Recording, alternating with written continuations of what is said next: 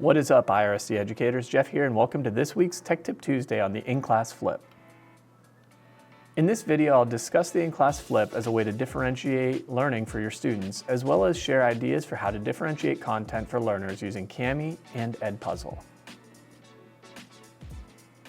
Carol Tomlinson's model for differentiation centers on 4 areas in which we can think about differentiating for our learners. The first is content, which is the information and ideas students grapple with to reach the learning goals.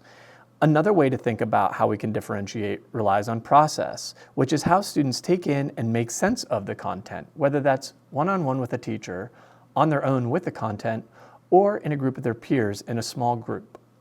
Next, we can think about the product and how we differentiate it. The product is how students show what they know, understand, and can do. This can be through the creation of a podcast, a standard essay, or even a video. Lastly, differentiation can occur through the learning environment, which is the climate or tone of the classroom.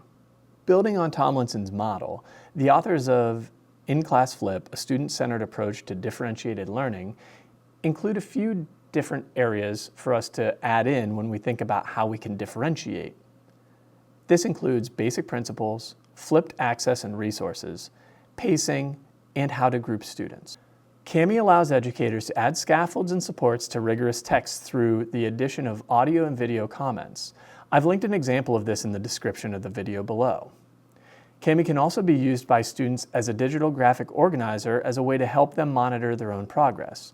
For students who struggle, you can use the split and merge tool to remove pages of a file, or you can use the same split and merge tool to add supplemental resources for students who need additional challenge in addition to linking to external videos, articles, etc. Edpuzzle's screen recorder can be a valuable tool to support pacing challenges as a teacher.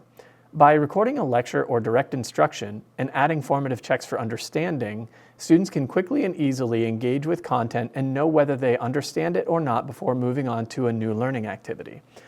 Remediation and acceleration opportunities also exist with Edpuzzle through the ability to search for supplemental content via YouTube or Edpuzzle original videos, which can help ensure students are able to access resources which meet them where they are.